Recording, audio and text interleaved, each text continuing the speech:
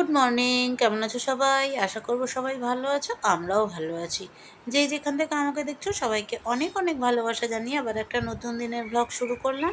আর এখন আমি ঘুম থেকে উঠলাম তা কিন্তু নয়, আমি উঠেছি অনেকক্ষণ। আমি উঠে বাসি কাজকর্ম সব সেরেছি, মানে ঘর ঝাড় দেওয়া, মোছা, বাসন গোছানো মোটামুটি সব হয়ে গেছে।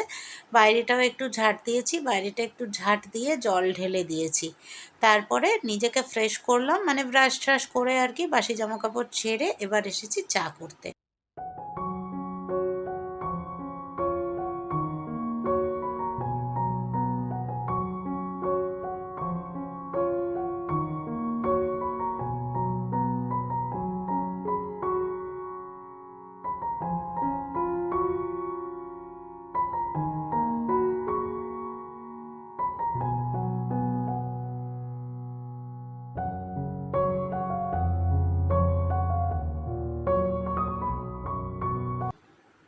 শীত শীত পড়লে দেখবে বেশ একটু দুধ চা ঘন করে খেতে, কফি খেতে ভালো লাগে।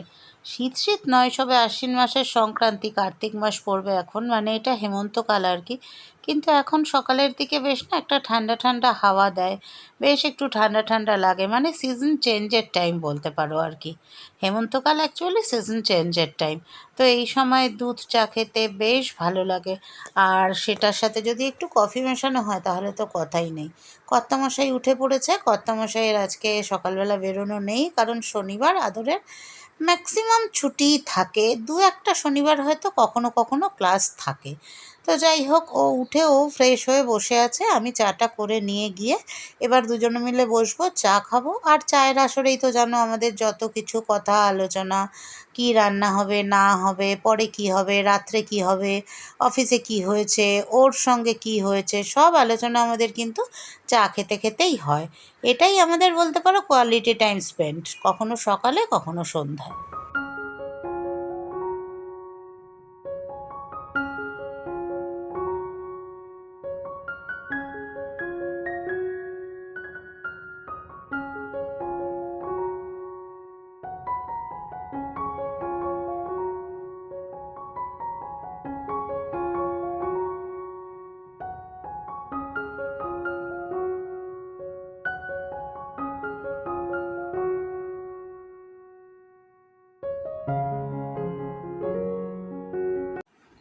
এবার পুজোগুলো যদিও সব এক মাসে পড়েছে, মানে যা ওই মাসে সেপ্টেম্বরের শেষের দিক থেকে শুরু হয়েছে, একদম শেষ থেকে অক্টোবর টানা সব পুজোগুলো পড়েছে।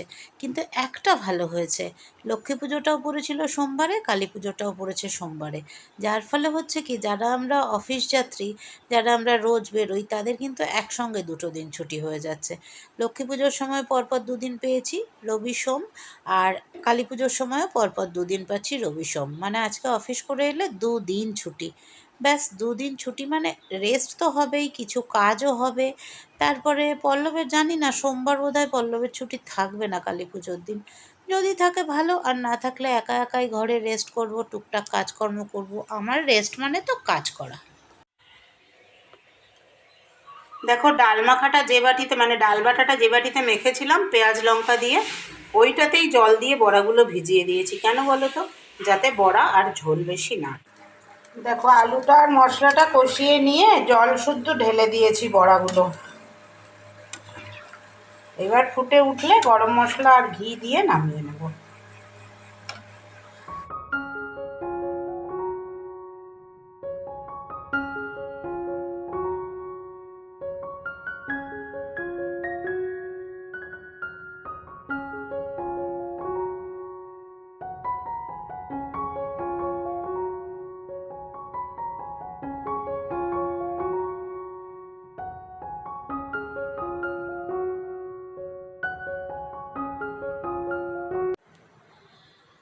সন্ধে দিচ্ছি। আজকে কর্পূরদানিতে জ্বালিয়েছি, ইলেকট্রিক কর্পূরদানিতে নয়, মানে নর্মাল যে কর্পূরদানি আগুন দিয়ে জ্বালিয়েছি। ইলেকট্রিক কর্পূরদানিতে জ্বালালে কী হয় জানো তো, অনেকটা সময় ধরে গন্ধটা ঘরের মধ্যে থাকে। আর এইটাতে জ্বালালে খুব বেশিক্ষণ নাই তো, জ্বলে যাবে, তারপরে 5-7 মিনিট থাকে। কিন্তু মাঝে মাঝে আগুনের জ্বালিয়ে ধোঁয়াটা দিলেও হয় কি, পোকামাকড়গুলো বেশ আর কি, এই সময় শ্যামা পোকার খুব উৎপাত হয়, পোকামাকড়গুলো অতটা থাকে না। তারপরে কর্পূর তো মারাত্মক পরিমাণে পজিটিভিটি ক্রিয়েট করে ঘরের মধ্যে।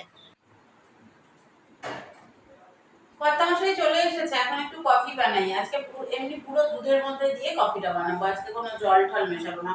কফি আর একটু স্ন্যাক্স খেয়ে নিই, তারপরে অন্য কাজ।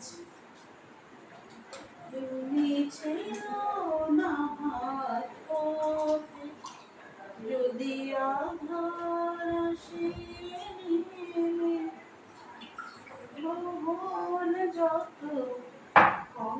এটা রেখে দাও না একটু ফ্রিজে।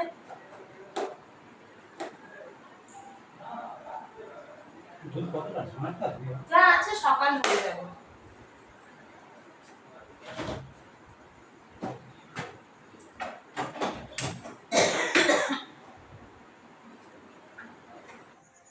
এই যে 4টে মোমবাতি, এই 4টে মোমবাতি আজকে ধনতেরাস উপলক্ষে মানে ধন কুবেরকে নিবেদন করব। এই গেটের কাছে 4টে মোমবাতি দেবো। আর এই দুয়ারের কোণে একটা করে দিই দাও। ওই তো দিচ্ছি। চটিগুলো সরাই।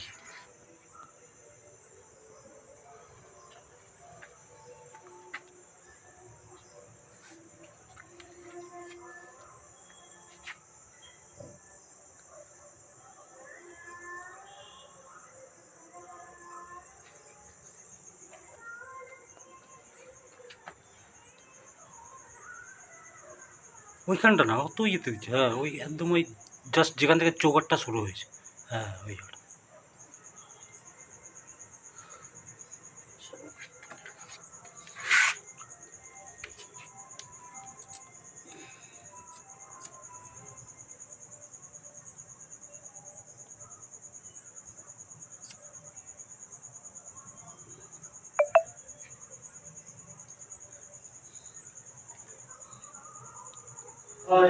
একটু জায়গা দাও মায়ের মন্দিরে বসি, মায়ের মন্দিরে বসি। আমি অনাহুত একজন, আমি অনাহুত একজন, আমি অনাহুত একজন। সকল দোষেতে দোষী, আমায় একটু জায়গা দাও মায়ের মন্দিরে বসি। মায়ের মায়ের মা কালীর পুজোর মানে একটা আলাদা ফিলিংস ভেতর থেকে, জানি না আমার মানে তার রূপ, তার একদম দারুণ। মানে যেন মানে চেপে বসছেন, ডাকছেন, খুব ভালো লাগে। দুর্গাপূজাটা অতটা নয়, জাস্ট একটা 4 দিনের এনজয়। তাও মা দুর্গা ইয়ে করে, কিন্তু মা কালী পুজোটা বেশ রাতে হয় তো, আলাদা একটা ফিলিংস না, সত্যিকার ভালো কিছু। তাই তাড়াতাড়ি ঘরে এসেছি, আজকে ঘরে ঢুকলাম 8:30, 8:35। তাই চপ নিয়ে এলাম, মিসেস খাবে বলছে, তুমি চলো স্ন্যাক্স কফি। অনেকদিন আমাদের উইকেন্ড চায়ের আসর জমে না, তাই আজকে জমালাম। বাঁধাকপি দিয়েছে না,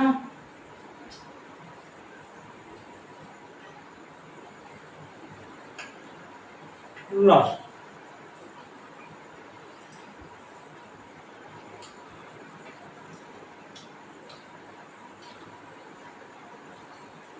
ভালোই বানিয়েছে।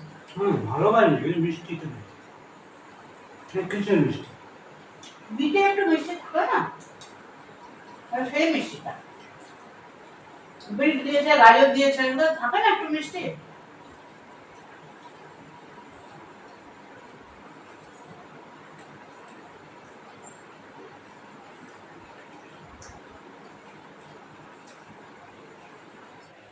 একটা ডবল ডিমের অমলেট করেছি, হাফ হাফ, ওর হাফ আমার হাফ।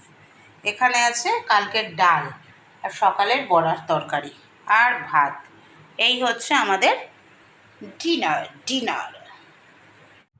ঘড়িতে এখন সময় 11:05 হয়ে গেল। আমাদের খাওয়া দাওয়া সব কমপ্লিট।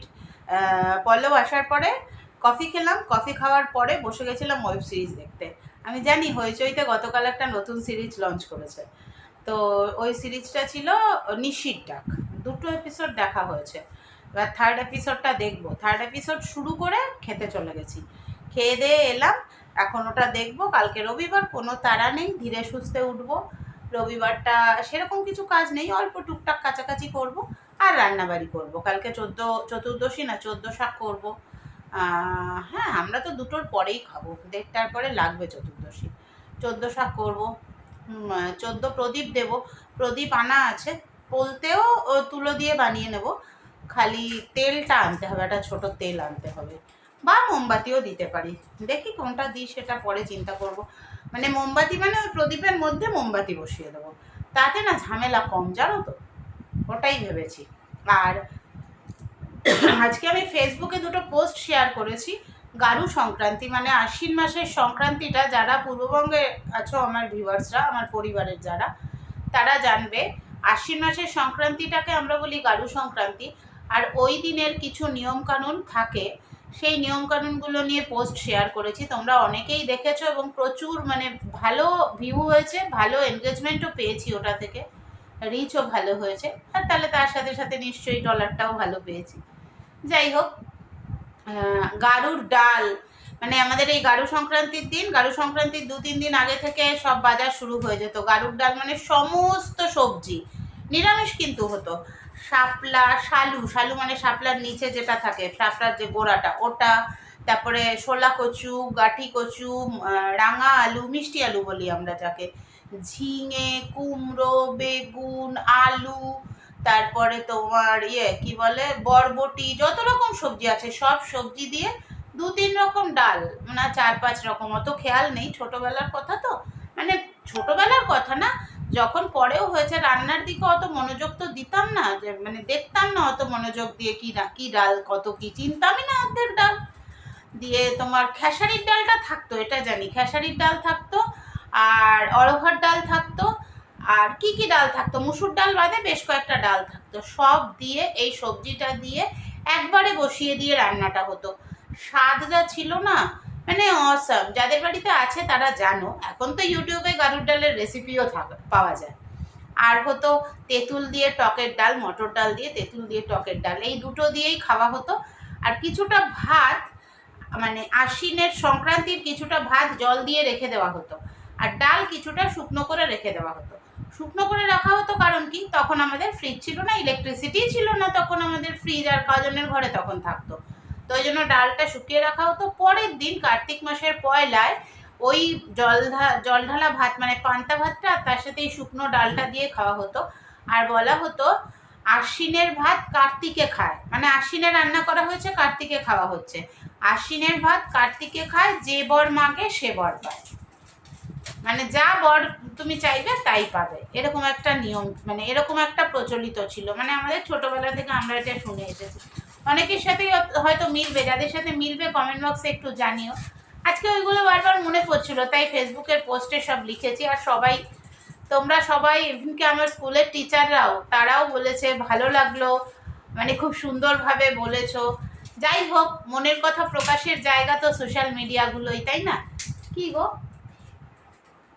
ও, মনের কথা প্রকাশের জায়গা তো সোশ্যাল মিডিয়াগুলোই, তো সেই জন্যই সেখানে করলাম। আর আমার ফেসবুকে, আমার মানে ফেসবুক আমার যেভাবে এগোচ্ছে তা দেখে কিছু মানুষের প্রচণ্ড রাগ, প্রচণ্ড রাগ।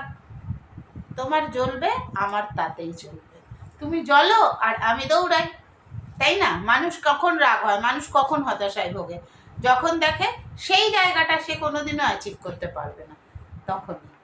চলো tata, bye bye, good night. কালকে ভূত চতুর্দশী, সবাইকে অগ্রিম ভূত চতুর্দশীর